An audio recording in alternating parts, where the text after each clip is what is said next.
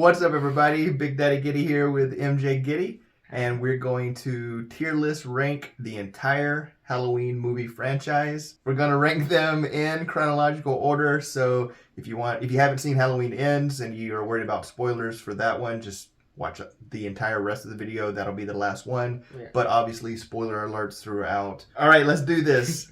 Halloween 1 from 1978. Definitely Esther, this amount of suspense, the mood, all of it is just well put together. Maybe one of the best movies, maybe the best movie of all time. Really? You like it that much? Yeah. It's one of the greatest movies of all time, in my opinion, as well.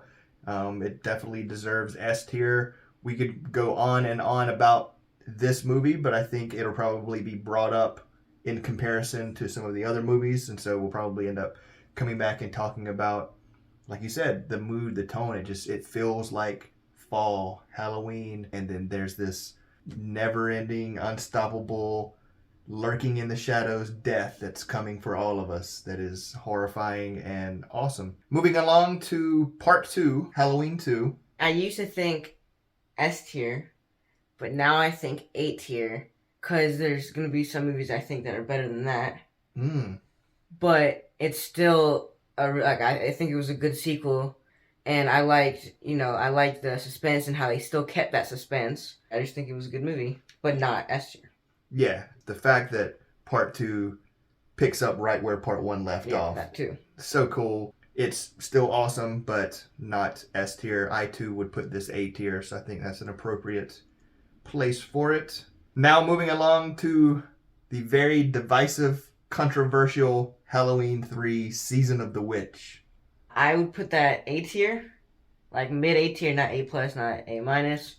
I think it was actually a very good movie, but it shouldn't have been a Halloween sequel, even though I know that's what they were going for with different horror stories. And if that was like a separate movie, not called Halloween, if it was called Season of the Witch, I think I might put it S tier. This is part of the Halloween movies. It counts as one of them. I'd put it A tier. I see. So you're saying that if this movie just came out, whatever, and it was just called Season of the Witch, and you went and saw it not expecting to see Michael Myers, you'd be like, man, this movie's awesome. I love it. It's creepy. But since you were expecting to see Michael Myers, you were like... That aspect does make me drop it as well. I would put it B tier for myself, but I can see ranking that A tier because they took a chance. I love the ending shots that are used in the poster with the sun setting and the kids going. Like, the ending is super awesome. So we'll put it for A. We're putting Halloween 3 as A tier. Curious to hear what people think about that. Halloween 4, the return of Michael Myers. Hey, guys, you didn't like Halloween 3, it's okay. Michael Myers, he's coming back. This is the one that introduces the niece, Jamie, one of the greatest child actors that I've ever seen a performance, Danielle Harris. This is the one where there's the mob of people that are in their trucks that are chasing after him. And at the very end, the mask comes down over their eyes. And then you see the knife and you hear the screams. And that's when it shows Jamie holding the knife. And she looks like Michael Myers, like in a similar costume. This is actually, I think, my third favorite Halloween movie. Where would you rank it? I'd put it A plus. Really? Higher than Season of the Witch. I love the ending scene with, Jamie putting on the mask and all the, it's set up, her maybe being, next Michael. That was a good setup. So yeah, you say A, I say A, so it's a solid A. All right, now Halloween 5, The Revenge of Michael Myers. And we find out that Michael Myers has been living with a homeless guy that's been taking care of him. And then when he finally is nursed back to help, kills the homeless guy. I feel so bad for that homeless guy. This is the one with the ending at the jail and all throughout the movie, getting off the bus, guys wearing like snakeskin boots or something. He seems like he's going to be really awesome. And he busts Michael Myers out of jail at the end. Jamie goes, she's like, oh no. And she looks and the bars are bent or whatnot. And so you're like, what is going on? Because of that ending, it gets a higher ranking for me. Where would you rank it? Probably B. I personally, it wasn't that amazing of a movie, but it wasn't that bad of a movie. And it was just, it was a good movie. The cliffhanger was really awesome. Yeah. It made me so excited to see part 6, and I was so looking forward to that. So I would rank Halloween 5 as a B as well. All right. Halloween 6. The Curse of Michael Myers. It is a cursed movie. Cursed movie of Michael Myers. Let's just go ahead and get this out of the way. What's your ranking? D. D it is. I was so disappointed, as I said, how I was so excited after part 4 and part 5, and it's so bad. And it's so disappointing. There is 2 things I like, though. Tell me. I like that they introduced Tommy back. That was cool. Paul Rudd, amazingly. Yeah, he did a good job, too, I think. Yep. And those are the only two things that I like. Wait, that was only one thing. Two, Paul Rudd.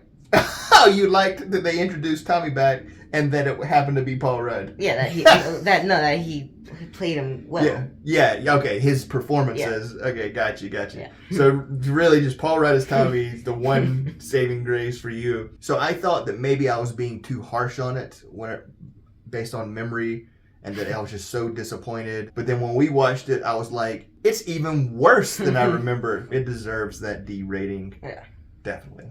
20 years after the original, H2O. Jamie Lee Curtis is back, living on a private school, so it all takes place there. What are your thoughts, and where would you rank it? I would personally rank it C tier. Really? I was just kind of bored watching the movie compared to the other ones, but it was still a good movie compared to the below ones. And I didn't like that it was, in the private boarding school. Doesn't take place in Haddonfield, which was something that negated it for me the first time I watched it. I still noticed it this time, but I at least had a better understanding of the campus, and it made sense for Jamie to be in California. Apparently, Laurie Strode had faked her own death. I still think I would put it a B tier. You say C? Yeah, like middle C, not C plus or C minus. And you say like middle B? Yeah. So I say low B. Okay, that's fair enough. We'll put that H2O as a B. Halloween Resurrection. Was that the one in the house out there, like recording, I think they filmed it good. Appropriately for how they were trying to make it like a reality show. Yeah. Obviously, reality TV had come along, so they had the different cameras set up. But if none of the acting and none of the action and none of the dialogue and nothing else has any kind of realism, then it just seems corny and cheap. This is just a bad movie. Mm-hmm. First of all, Laurie Strode getting killed early on. Oh, yeah. I mean, again. And they kiss, too? Oh, my God. I love you. Bye-bye. Sayonara. Whatever it was. Yeah, why didn't you just kill her in part 1 and so we didn't have to go through all this torture? Yeah. Like, after all that time, you're going to kill her? Busta Rhymes was funny. Yeah. He was like one of the saving graces of that. And I didn't like the idea for a Halloween movie that they were in a house and like video recording it. Like, I just don't think that suits a Halloween movie. He goes out, stalks people, and you see him stalking people. We didn't see him stalking at all in that one. Right. It didn't feel like a Halloween franchise movie. Exactly. I'm guessing we're in agreement that it's D tier. Yeah. High D though. Really? High D? I put it higher than Curse. I mean, that's not saying much. You can be above Curse and still be one of the worst movies of all time. But okay, so Halloween Resurrection, D tier. And now, the Rob Zombie reboot. What's your ranking? What's your thoughts? C tier. I didn't like that they gave him a backstory. Like that. For an hour of the movie? Yeah. I didn't like how he kidnapped Laurie and was all like, takes off his mask. Like, he had, most of the movie, his mask was off, but it wasn't as bad as the two below it. And it was, filmed good. And yeah, it wasn't as bad as the two below it. It's my least favorite Halloween movie, but there's no doubt that it's a better movie than Curse or Resurrection. It's Rob Zombie. First of all, I'm a fan of his music videos, his style. I loved his previous movies. So I was like, oh man, the perfect guy. He loves horror movies. He's going to have respect for it. And I'm sure he did. But there's some cool, key things. One being the scary aspect of Michael Myers. It's unexplainable. It just happens. We're all going to die. There's nothing you can do about it. There's no explanation. To try to make you have sympathy for him, it took away the fear. Yeah.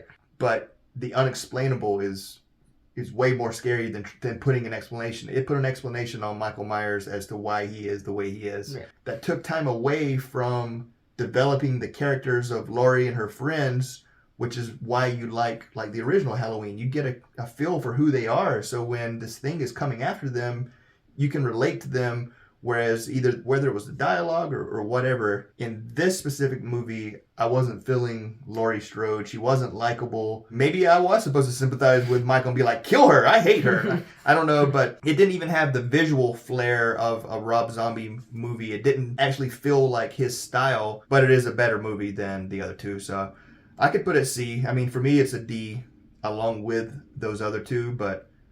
I mean, is yours a D minus? It's my least favorite, so it is a D So minus. let's put a D then, because mine's a C minus. You sure? Yeah. All right. So we'll put Halloween as a D. All right. Now to the sequel, also Rob Zombie, which I know most people like this sequel less, but I actually like it better. Yes. I like this sequel better. There's more time for the character development in this movie. I actually like Laurie Strode. This is the one that also has the dream sequences. Rob Zombie has some areas where he can put his specific style in there. And so I like that. What do you think? I like it better too, yeah. Yeah. What would you rank it? It's either a low B or a high C for me. It's still not great. It's middle tier. I said low B. You say low B? Yeah. I'm good with putting it at B. The last movie and this movie were 2 hours. Thank you for bringing that up. We forgot to mention in Halloween, but one of the negatives for both the Rob Zombie Halloween remake and part 2 is they're almost 2 hours long.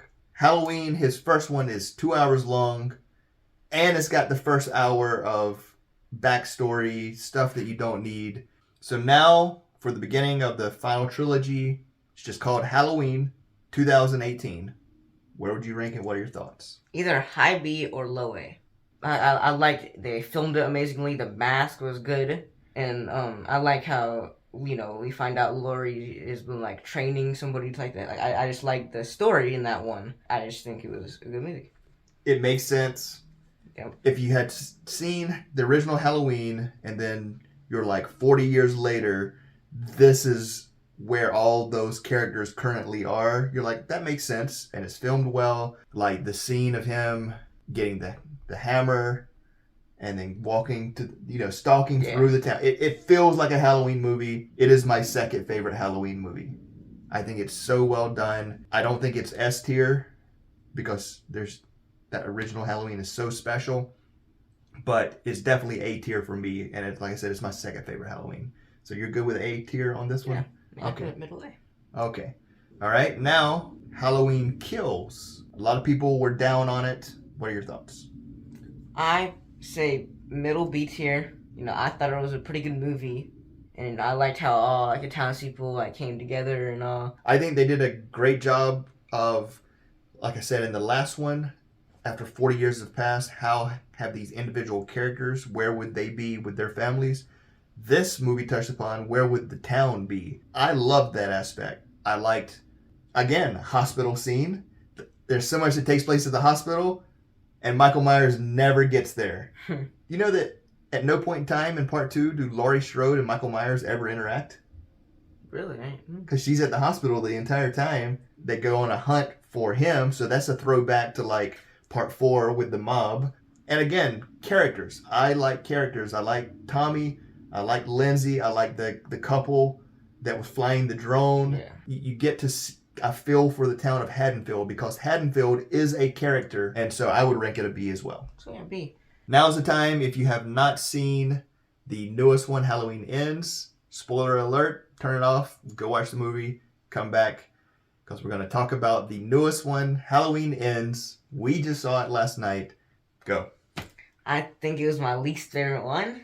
I don't like how there was another killer, and even if it was, I didn't like how they did it, and I didn't like how Michael was just like a rag doll.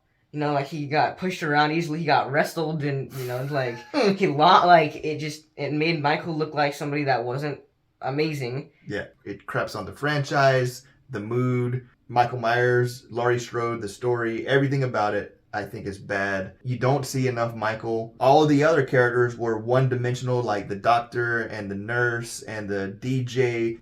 But I think there should be like a Giddens cut, like a Snyder cut. I have a way to fix this. If you edit it in a way so that throughout the whole movie you see Michael Myers.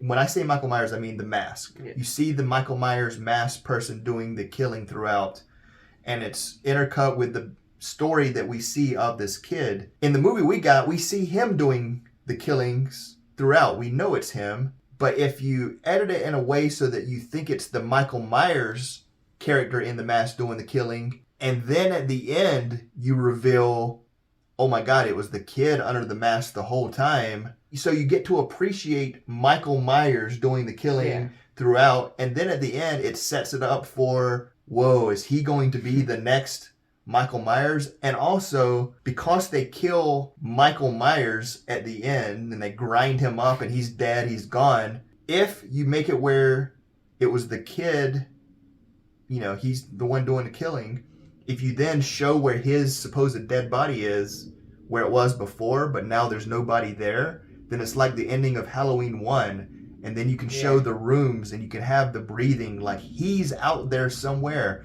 This town just killed an innocent man, Michael Myers, who had not done any of these killings. And now this new evil is and then that leaves it open that if they wanted to continue the franchise, it would still be a Michael Myers-esque killer. And the town could be like, wait a minute, I thought we killed him. Yeah. Now there's still killings going on and rumors of somebody in a mask, but we ground him up.